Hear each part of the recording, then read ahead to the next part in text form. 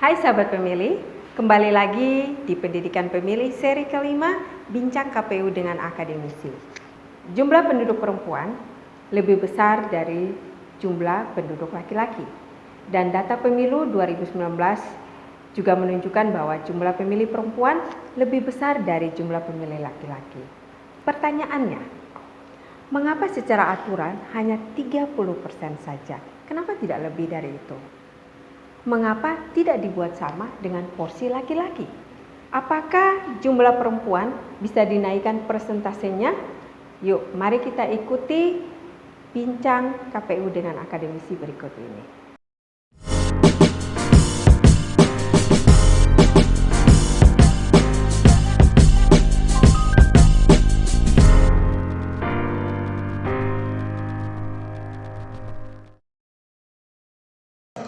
Selamat siang.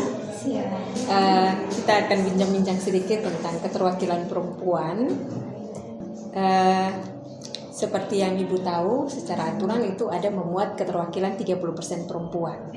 Nah, apakah menurut Ibu, pantauan Ibu selama ini, apakah 30% keterwakilan perempuan ini sudah memenuhi ataukah masih kurang dari yang diharapkan atau telah melebihi untuk dunia politik maupun dalam unsur pemerintahan?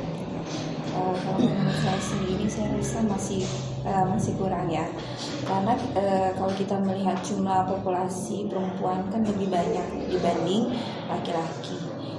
Di tahun 2021 saja jumlah perempuan lebih banyak, hampir dua kali lipat dari jumlah laki-laki.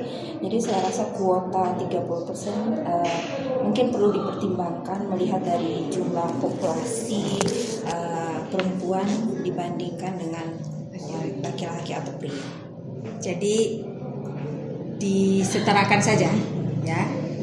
Tidak ada perbedaan ya. Kenapa perempuan harus 30%? Oke. Nah, menurut Ibu, apakah keterwakilan 30% perempuan saat ini memang hanya sekedar untuk memenuhi kuota saja, bahwa sudah dilakukan, ataukah memang perlu nih sosok perempuan hadir dalam dunia politik dan unsur pemerintahan? Kalau yang saya lihat selama ini mungkin ada beberapa sosok perempuan yang memang hanya untuk mewakili kuota 30% tersebut. Tapi ada juga muncul sosok-sosok perempuan tetapi mungkin kurang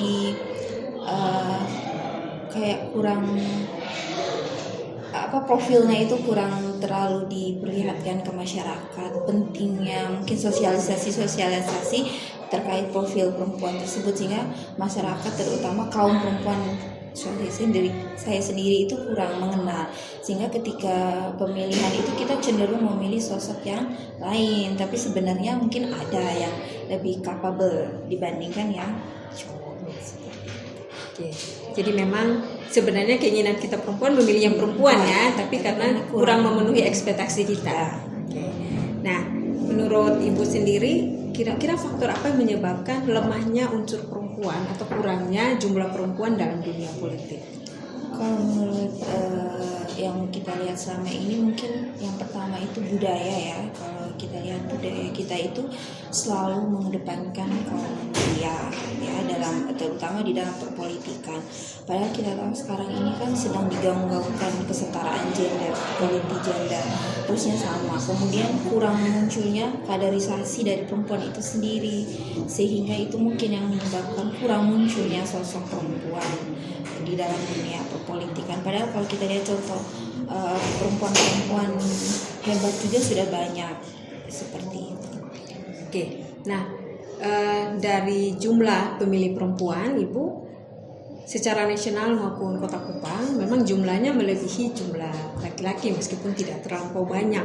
Tapi mengapa sosok pemimpin perempuan yang ada, yang terpilih lewat pemilihan ini, baik di legislatif bahkan di sosok pemerintah daerah seperti sosok pemimpin daerah itu malah tidak ada sama sekali ya?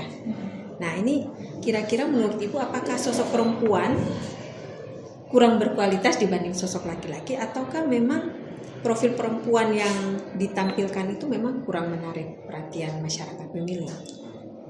Kalau menurut saya mungkin kurang, profil yang ditampilkan itu kurang. Kalau dilihat dari kualitas pasti sama antara pria dan wanita, itu pasti banyak juga wanita-wanita yang memenuhi.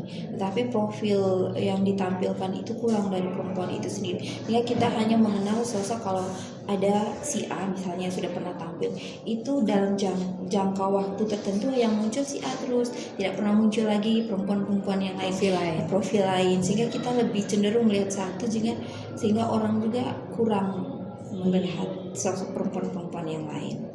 Oke, jika diberi kesempatan untuk duduk mewakili keterwakilan perempuan, mewakili perempuan 30% ini, bagaimana sikap Anda? Terima atau tidak? Kalau diberi kesempatan ya bersedia. Oke. Harapan dengan bersedia ini apa? Berpartisipasi sebagai perempuan di dalam perpolitikan. Tapi kalau ada yang mau merekrut kita ya, tapi kalau untuk secara pribadi untuk terjun langsung kayaknya belum. Belum ya? Belum kepikiran. Yang terakhir, Ibu, selama ini Ibu gunakan hak pilih Ibu atau tidak? Gunakan. Karena kan sebagai warga negara yang baik, saya tetap wajib menggunakan hak saya. Oke, terima kasih. Demikian bincang-bincang kami dengan dosen keperawatan Universitas Citra Bangsa. Beberapa perempuan ingin memilih kaumnya sendiri untuk mewakili suara perempuan. Namun, profil perempuan yang ditampilkan kurang memenuhi ekspektasi masyarakat pemilih perempuan. Meskipun ada faktor lainnya mengapa perempuan tidak memilih perempuan karena tidak ingin bersaing. Kurang adanya sosialisasi tentang sosok profil perempuan yang akan mewakili suara perempuan dalam pemilu juga menjadi salah satu penyebabnya. Sosok profil perempuan yang ada kurang menampilkan kelebihan dirinya di dalam masyarakat, sehingga tidak bisa disalahkan jika pilihan pemilih perempuan jatuh kepada profil laki-laki. Jika kita ingin lebih banyak lagi keterwakilan perempuan dalam pemilu dan menduduki jabatan publik, maka perlu lebih banyak lagi sosok perempuan yang ditampilkan kepada masyarakat. Sekian bincang KPU dengan akademisi, sampai bertemu pada seri ke-6. Salam demokrasi.